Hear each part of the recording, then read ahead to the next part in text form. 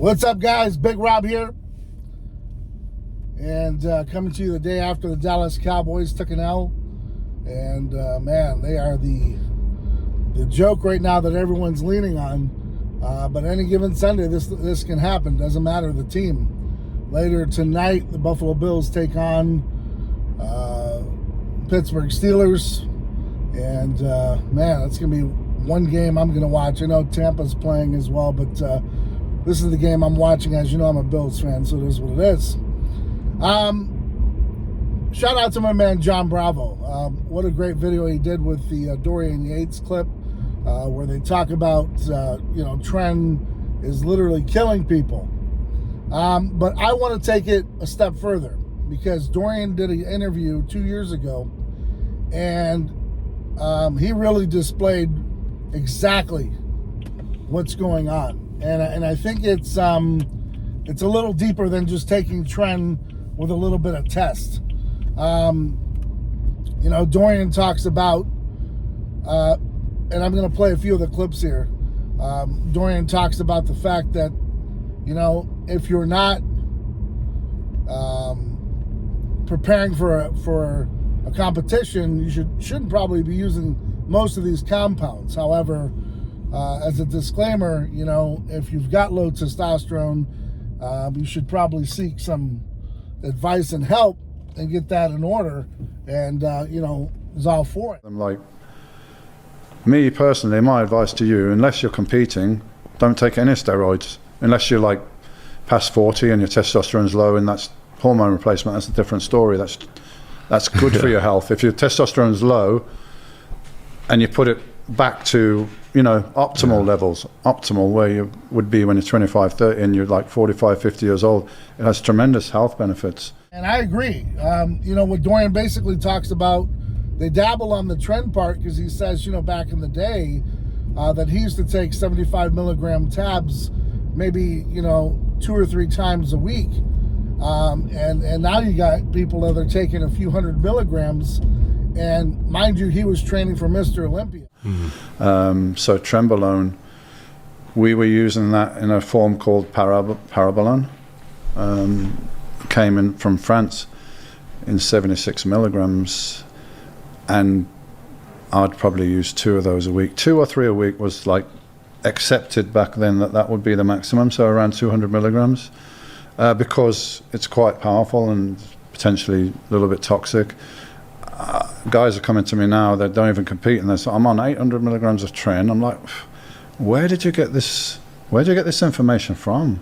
Like, it's crazy. But the internet is a source of information, which information is good, but you got a lot of information. Well, that's what some of these people are just training to go to the nightclub on Friday nights, which I've talked about in depth, many of times.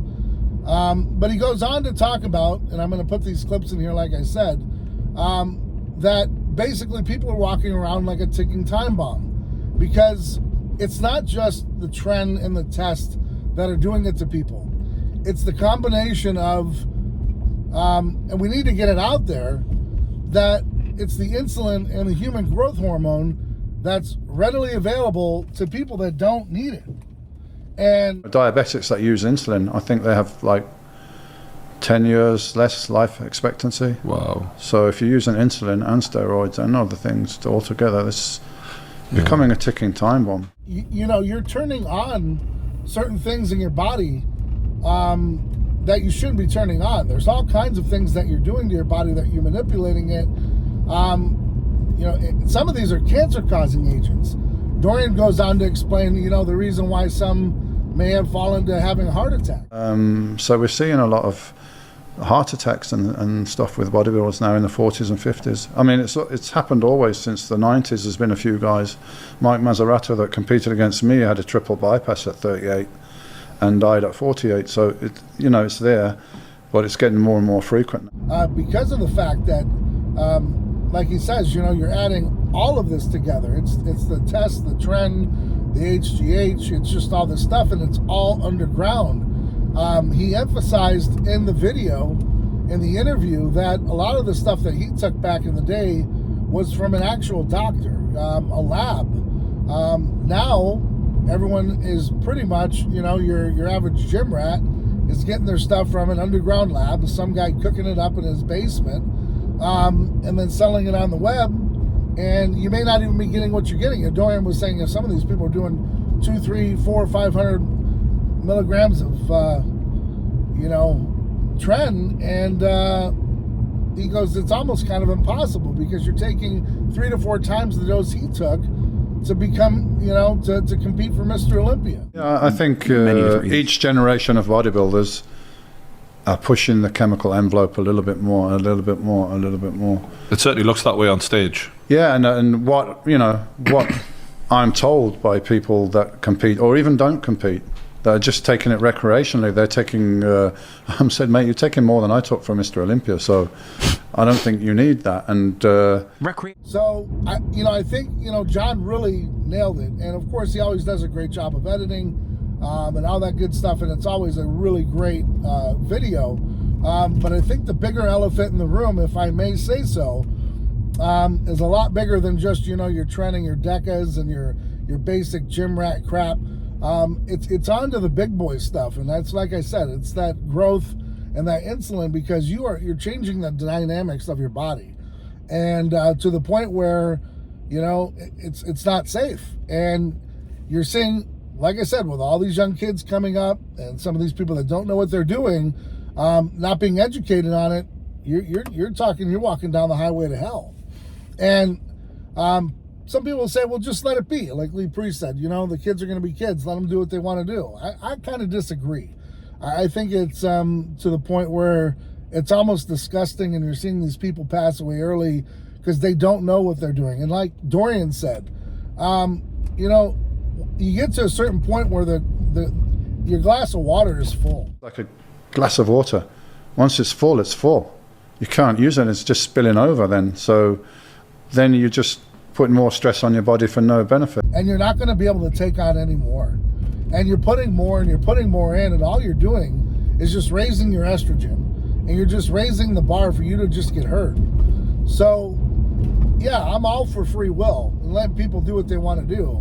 But, you take a 21, 22-year-old kid shutting down everything in your body, and you're not even getting on stage. You're doing it for YouTube views. Kind of bizarre that you're willing to put yourself in that much great harm to look good for a few years. Makes no sense to me. I mean, you're not an athlete, you're not playing any sports, none of that stuff. I mean, some of us have actually played arena ball, semi-pro ball, we've coached, we've done other things, and then taking TRT after 40. I mean, I can't even imagine taking it in my 20s. I can't even imagine it. Not knowing what the hell I'm doing, who's buying it for me, because I know at 20 I couldn't afford it. For me, it was rent, paying my car note, and maybe a cell phone bill back then. But I definitely couldn't afford the amounts of gear that these dudes are running. And that's the other side of this story. Is there's been a couple videos that have been floating around about, and I know you guys are going to trample me for it, but Sam Zulek not being able to do any interviews. Well, Faoud doesn't want everyone to criticize the kid because they understand they could probably tear him apart and figure things out really quick. But we all know Sam's not pulling in millions of dollars. I mean, maybe the YouTube success right now, yes, but you still pay taxes on it, guys. So you're still 1099ing it, and all that good stuff. So you're not becoming a super millionaire over YouTube. I know he's got great views, but you're still not making that kind of money, trust me. To be doing the amount of drugs that the kid's doing per month.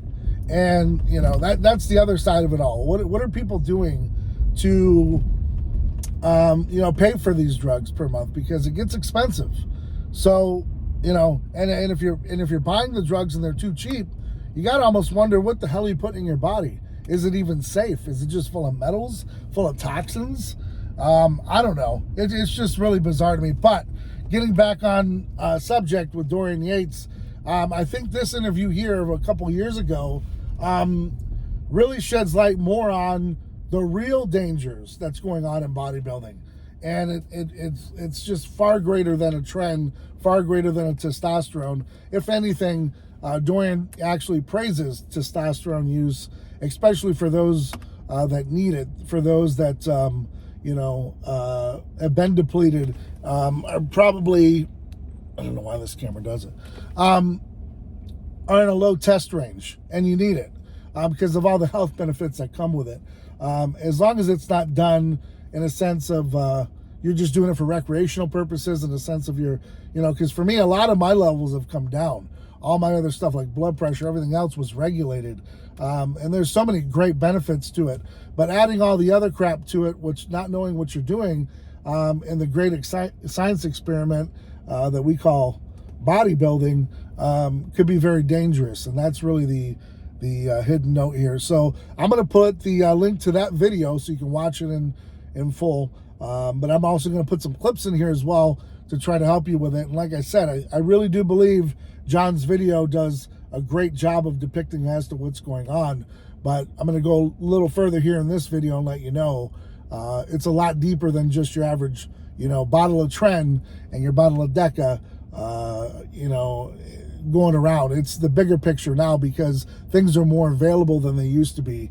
And whether or not how people are affording it, who knows, but it's happening and it's being done. And like I said, it's getting very dangerous. And for those that have taken that clot shot, it's even worse. And I don't think anyone's really expanded upon that, but that's the other aspect of this conversation is while you're putting all these things in your body and you've got a coagulant that's in your body, what do you think is going on if you're not taking a blood thinner? What do you think is happening if you're not getting your blood checked?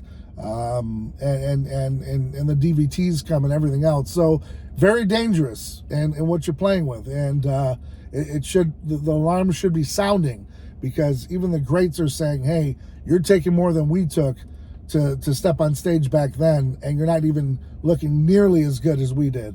So there's a problem. And so, like I said, just kind of piggybacking on the story, adding a little bit more to it, and hopefully it reaches you well. So I got to get up in here, get some work done, man. I'm really on a tight schedule. Got that Bills game going on early. Can't wait to watch it. Hope you're out there staying ride or die for yours, man. Hope you're out there doing whatever it takes to be successful within your limits and doing the right thing. But until next time, guys, hit up the website, chaosnutrition.com. YouTube 20 will save you 20% every day, all day, plus free shipping. And again, until next time, guys, I'm Big Rob. I'm out.